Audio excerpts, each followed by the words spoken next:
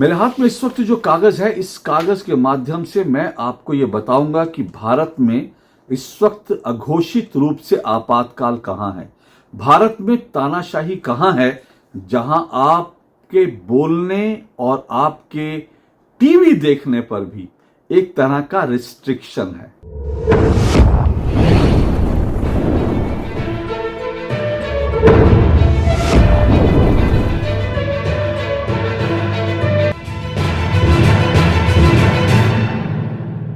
Modi Hitler हैं, मोदी तानाशाह हैं, मोदी डिक्टेटर हैं। मोदी ने भारत में डर का राज कायम कर दिया है। मोदी के खिलाफ कुछ भी नहीं बोला जा सकता क्योंकि मीडिया डरा हुआ है, लोग डरे हुए हैं। भारत में अभिव्यक्ति की आजादी खत्म हो गई है।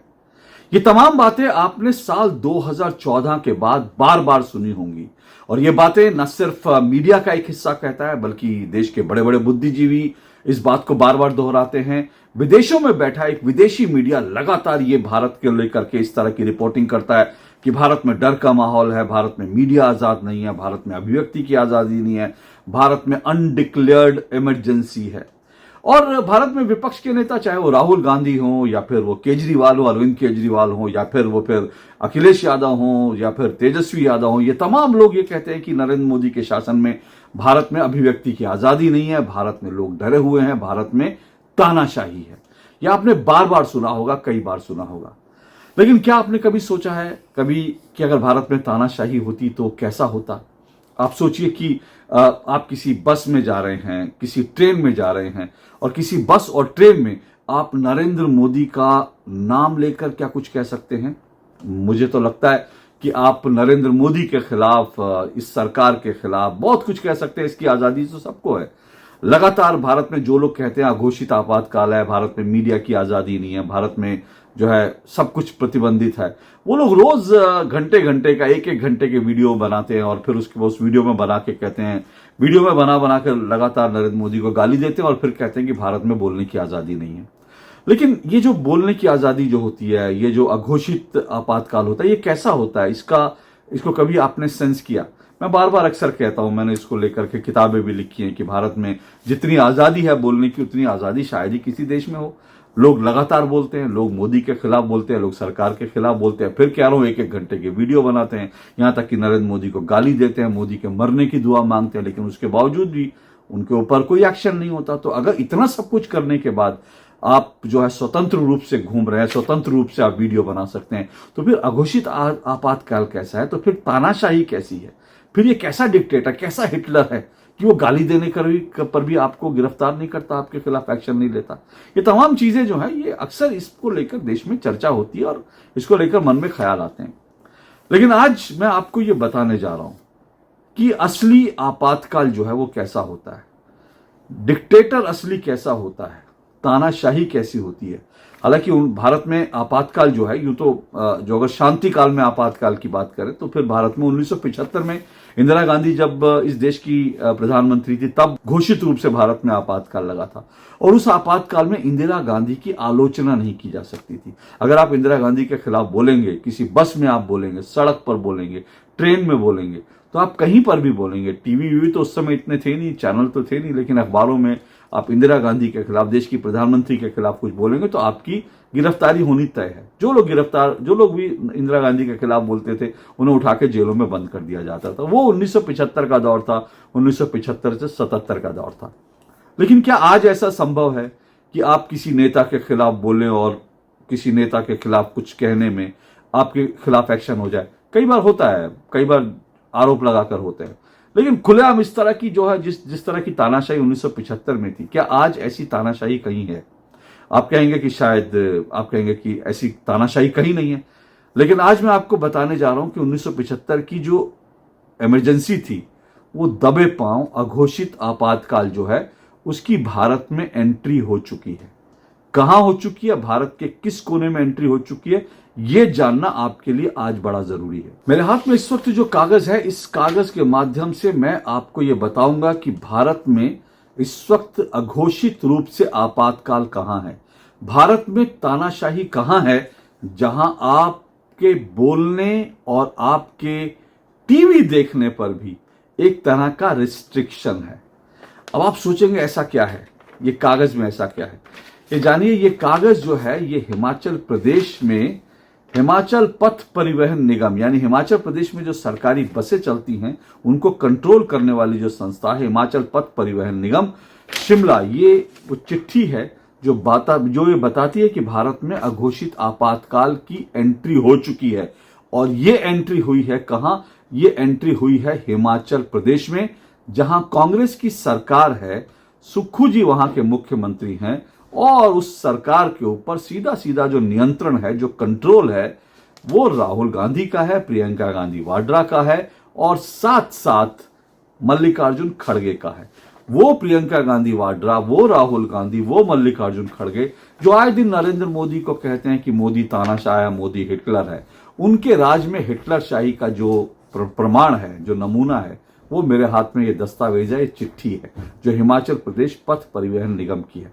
अब आप सोच रहे होंगे पूरा मामला क्या, सुनिएगा, बड़ा दिलचस्प मामला, और मुझे नहीं मालूम इस मामले को बताने के बाद और इस मामले को बताकर इस मामले को लेकर कैसे रिएक्ट किया जाए, इसके ऊपर हंसा जाए या रोया जाए, ये मुझे नहीं मालूम कि इसको लेकर क्या किया जाए। लेकिन ये मामला ऐसा है जो गंभीर चिंता पैदा करता है और जो बताता है कि इस देश में जो आपातकाल का डीएनए है, जो तानाशाह का डीएनए है, वो कहां है, किसके दिमाग में। दरअसल मेरे हाथ में ये जो कागज है, ये दरअसल एक नोटिस है, स्पष्टीकरण है, शो कॉज नोटिस है।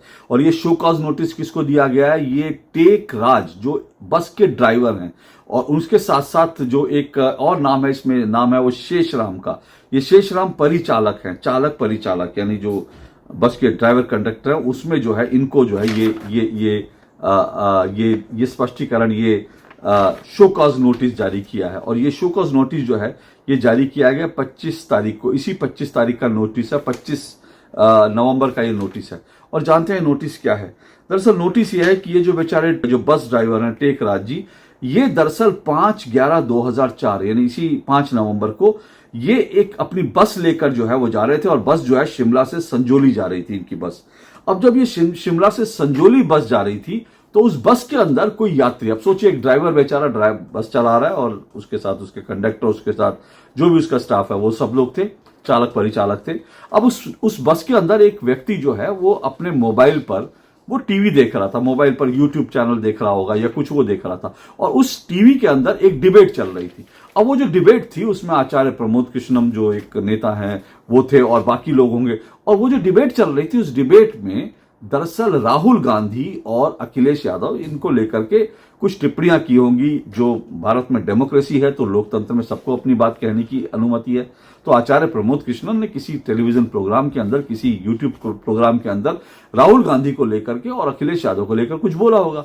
अब एक व्यक्ति जो है अपने अपने अपने मोबाइल सेट पर ये सब कुछ बस के अंदर बैठकर देख रहा था। अब इसको लेकर के एक व्यक्ति ने, ये व्यक्ति कौन है? ये व्यक्ति भी सैमुअल प्रकाश नाम का एक व्यक्ति है। तो सैमुअल प्रकाश नाम के एक व्यक्ति ने इसकी शिकायत हिमाचल प्रदेश के मुख्यमंत्री जो है उसके ऑफिस में कर दी कि देखो ये राहुल गांधी के खिलाफ। अब जाहिर सी बात है, आचार्य प्रमोद कृष्णम अगर किसी टीवी प्रोग्राम में बोल रहे हैं, वो राहुल गांधी के आलोचक हैं। वो जिस तरह से राम मंदिर को लेकर जो कुछ हुआ उसके बाद वो राहुल गांधी के आलोचक हैं। तो अब उन्होंने राहुल गांधी को लेकर कुछ टिप्पणी की होंगी, राहुल गांधी की आलोचना करी होगी। अब ये सैमुअल प्रकाश नाम का जो व्यक्ति है उसको ये पसंद नहीं आया कि भाई कोई व्यक्ति जो है इस तरह से खुलेआम राहुल गांधी की आलोचना कैसे सुन सकता है हिमाचल प्रदेश की बस में बैठ के। आखिर हिमाचल प्रदेश में तो कांग्रेस की सरकार है, और कांग्रेस की सरकार के अंदर राहुल गांधी की आलोचना कैसे की जा सकती है? तो ये सैमुअल प्रकाश जो भड़क गया। सैमुअल प्रकाश ने भड़क करके सीधा सीधा जो हिमाचल प्रदेश के मुख्यमंत्री के यहां पर शिकायत कर दी कि आपकी सरकारी बस के अंदर जो है राहुल गांधी के खिलाफ जो है लोग जो है वीडियो देख रहे हैं अपने मोबाइल पर बैठ के, सरकारी बस में बैठकर। अब सैमुअल प्रकाश ने ये शिकायत करी मुख्यमंत्री के कार्यालय ने, और मुख्यमंत्री के कार्यालय ने, उनके जो सेक्रेटरी हैं, उनका जो सचिवालय है मुख्यमंत्री कार्यालय का, उसने इस बेचारे जो बस ड्राइवर था उसको नोटिस जारी कर दिया। और इस नोटिस में क्या लिखा है सुनिएगा। उसमें लिखा है कि आरोप यह है कि आपकी बस में सार्वजनिक रूप से ऊंची आवाज में एक ऑडियो प्रोग्राम चलाया जा रहा था। मतलब आप किसी बस में बैठकर ऑडियो प्रोग्राम या कोई वीडियो प्रोग्राम नहीं देख सकते। तो आरोप यह है, जिसमें आचार्य प्रमोद और अन्य के बीच वार्तालाप हो रही थी। इसमें केंद्रीय नेता प्रतिपक्ष राहुल गांधी, भारत सरकार तथा बीच बीच में श्री अखिलेश, श्रीमती ममता और श्री तेजस्वी के नाम आ रहे थे।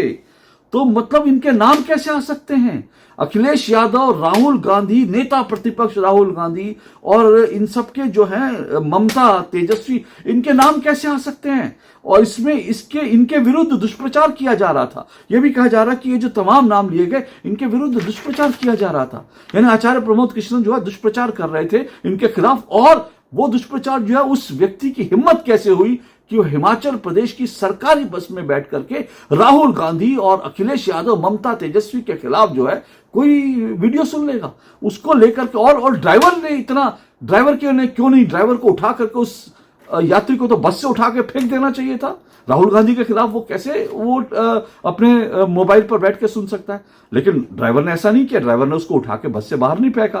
ड्राइवर ने उससे ये भी नहीं कहा कि भाई बंद कर दो, तुम्हें इस बस के अंदर ये आजादी नहीं है कि तुम राहुल गांधी, तुम्हारे पास देश में आजादी होगी, तुम्हें 1947 में आजादी मिली, लेकिन हिमाचल प्रदेश में भी कांग्रेस की सरकार है, यहां राहुल गांधी के खिलाफ कुछ भी सुनना वो आपकी आजादी नहीं है। बस ड्राइवर ने ऐसा नहीं कहा, और हिमाचल प्रदेश के मुख्यमंत्री कार्यालय से बाकायदा चिट्ठी जारी हो गई और चिट्ठी जारी होकर उसको नोटिस दे दिया गया। अब इसमें कह दिया गया कि दुष्प्रचार किया जा रहा था, सार्वजनिक तौर पर सरकारी वाहन में इस तरह किसी भी राजनेता के विरुद्ध ऐसी वार्ता का ऑडियो चलाना उचित नहीं है।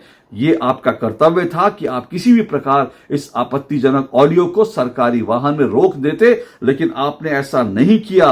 और क्योंकि आपने ऐसा नहीं किया, इसलिए स्पष्टीकरण मिलते ही 3 दिन के अंदर जवाब दे, वरना फिर क्या होगा समझ लीजिए। अब समझ लीजिए कि हिमाचल प्रदेश में क्या हो रहा है। मैंने इसीलिए कहा, यह घोषित आपातकाल नहीं तो क्या है, ये तानाशाही नहीं तो क्या है, ये हिटलरशाही नहीं तो क्या है। और ये कौन कर रहा है? ये राहुल गांधी के राज में, राहुल गांधी की जहां सरकार है, मल्लिकार्जुन खड़गे की जहां सरकार है, उनकी सरकार में हिमाचल प्रदेश में मुख्यमंत्री सुक्खू कर रहे हैं एक अदना से बस ड्राइवर, बस कंडक्टर, उसको जो है नोटिस जारी कर दिया गया कि उसकी बस में, सरकारी बस में राहुल गांधी के खिलाफ कोई ऑडियो वीडियो कैसे चल सकता है। इसलिए मैं बार बार कहता हूं, इस देश में फेक नैरेटिव जो है ना, उसको समझना जरूरी है। मैं बार बार कहता हूं, इस देश में फेक नैरेटिव बनाए जा रहे हैं। रोज रोज झूठ कह के फेक नैरेटिव बनाए जा रहे हैं। रोज मोदी तानाशाह है, मोदी जो है वो हिटलर है। लेकिन ये जो नोटिस है, ये जो है, ये प्यार की भाषा है। ये मोहब्बत की दुकान से ये नोटिस निकला है। राहुल गांधी जिस मोहब्बत की दुकान को चलाते हैं, ऐसा सिर्फ 1975 में होता था, जब इंदिरा गांधी के खिलाफ कोई कुछ कह सुन नहीं सकता था। जो इंदिरा गांधी के खिलाफ कुछ कहता सुनता था, उसे उठा के जेल में डाल दिया जाता था। ये उस आपातकाल में था। लेकिन ये हिमाचल में आज जो हो रहा है, ये अघोषित आपातकाल है, ये हिटलरशाही है, ये अभिव्यक्ति की आजादी पर हमला है, बोलने की आजादी पर हमला है। राहुल गांधी जी, क्या आप इसको लेकर कुछ बोलेंगे? कृपया करके कुछ बोलिए। आज के लिए इतना ही। नमस्कार।